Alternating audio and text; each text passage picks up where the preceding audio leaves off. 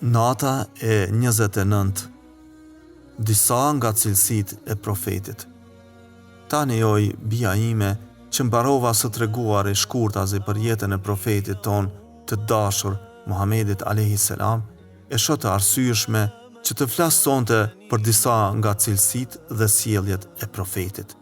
Megjithëse shumë prej tyre i ke kuptuar kur të kam folur për fazat e ndryshme të jetës së tij. Muhamedi a.s.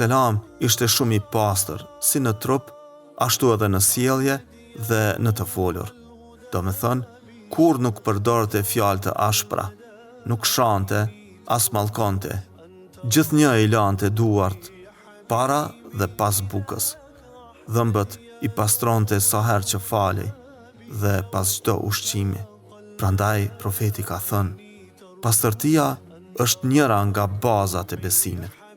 Profeti ishte besnik dhe i ndershëm. Përpara profetësisë, populli i tij e emroi Elemin, besniku i drejti. Mesjere, shërbëtori Hatixhës, i cili e shoqëroi në Siri, kur vajti për herën e parë me tregtinë e zonjës së tij, na thot: kur ndonjëra prej plaçkave që e shiste kishte ndonjë tëmet, ja tregonte blerësit. Muhamedi a.s. ishte tepër mirënjohës, kur nuk i harronte të mirat që ja kishte bërë ndokush. Gjithnjë e përmente me mburrje gruan e tij të parë, Hatixhën, dhe tregonte për sakrificat që ajo i kishte bërë për fenë islame. Në një prej këtyre rasteve, Aisha e bia e Ebu Bekrit, me të cilën u martua Muhamedi a.s. pas vdekjes së Hatixhës, i tha: o i dërguari i Zotit, pse nuk pushon së foluri duke lavdëruar atë zonjë plak? A nuk ta adhuroi Perëndia një grua më të mirë, më të re dhe më të bukur se atë? Profetit i erdhi shumë rënd kur i dëgjoi këto fjalë dhe i tha: jo, Aisha, ti nuk mund ta përftyrosh sa e mirë ishte Hatixhja me mua. Sa herë që Halimja, nëna e tij mëkuese, vinte për ta parë, Muhamedi a.s. ngrihej në këmbë, e puthte në ballë dhe i ashtronte rrobën e tij për të ulur. Kur shkonte në shtëpinë e saj, e mbushte me dhurata. Në sytë e Muhamedit a.s. të gjithë muslimanët ishin një lloj. Një herë, djali i njërit prej parisë muslimane kishte bërë një faj dhe sipas ligjit duhej gjykuar. Usamja, një ndër shokët e profetit, shkoi dhe i u lut Muhamedit a.s. që ta falte këtë djalë. Profetit i erdhi shumë keq për ndërhyrjen e Usamës dhe në fytyrën e tij u pan shenjat e zemrimit. Ai i tha: më vjen shumë mërzi për ndërhyrjen tënde.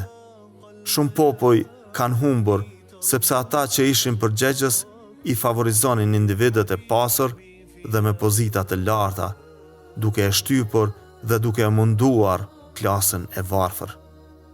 Islami nuk e lejon këtë.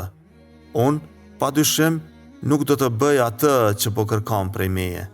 Të jesh i sigurt se nëse bia ime Fatimja do ta bënte ndonjë faj, nuk do të ndërhyja për ta ndaluar dënimin që ja cakton ligji. Muhamedi a.s. i përdorte shumë mirë ata që i shërbenin.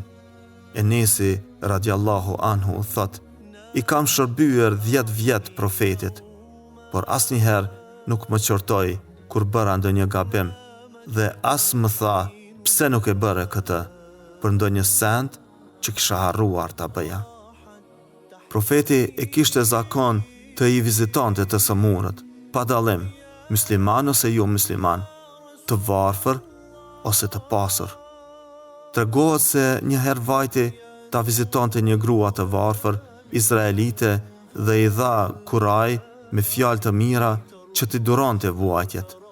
Profeti i ynë ka urdhruar e ka thënë: 70.000 engjëj luten për ata të cilët i vizitojnë të sëmurët dhe u thonë fjalë inkurajuese. Muhamedit a.s. i pëlqenin shakat e mira që nuk i preknin ndjenjat e tjetrit. Në ato raste, qeshte gjithnjë me zemër. Njëherë me disa shok, po hanin hurma. I hodhën të gjitha bërthamat para Aliut, kushëririt të profetit.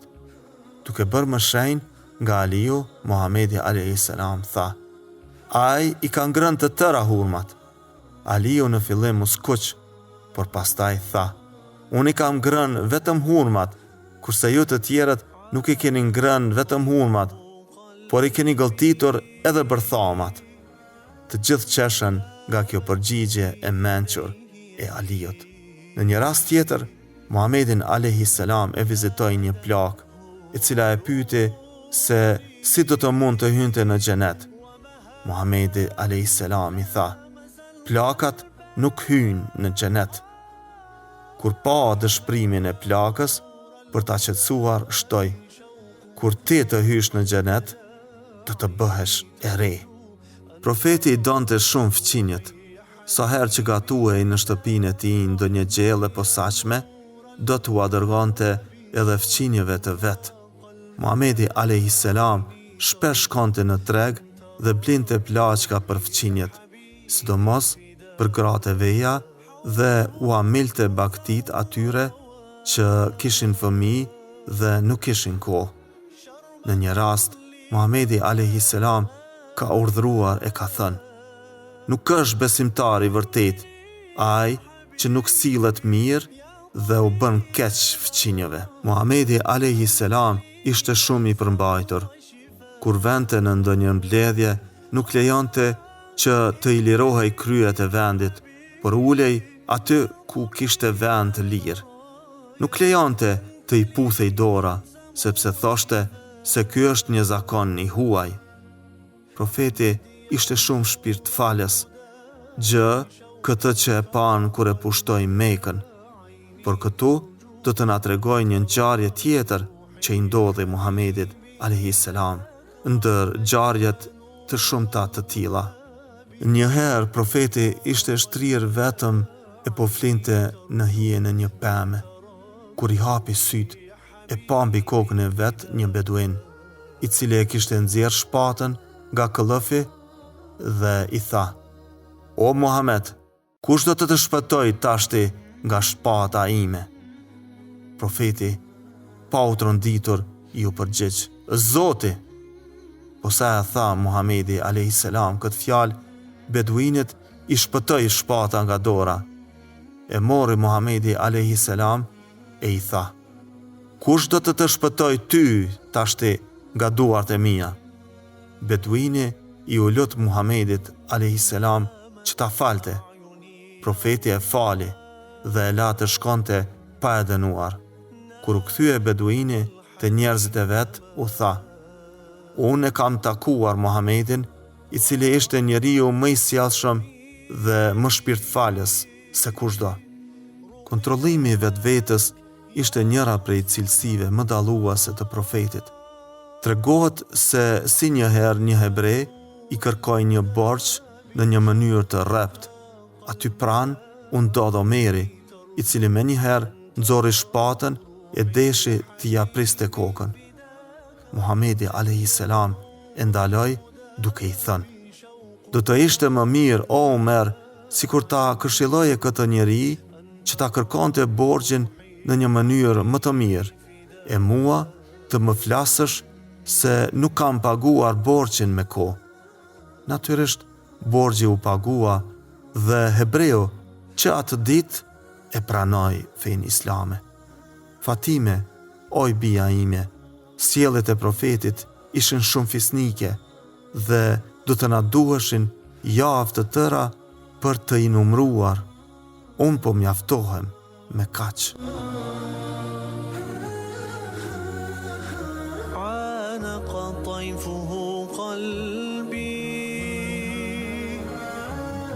ذابت في يديه يدي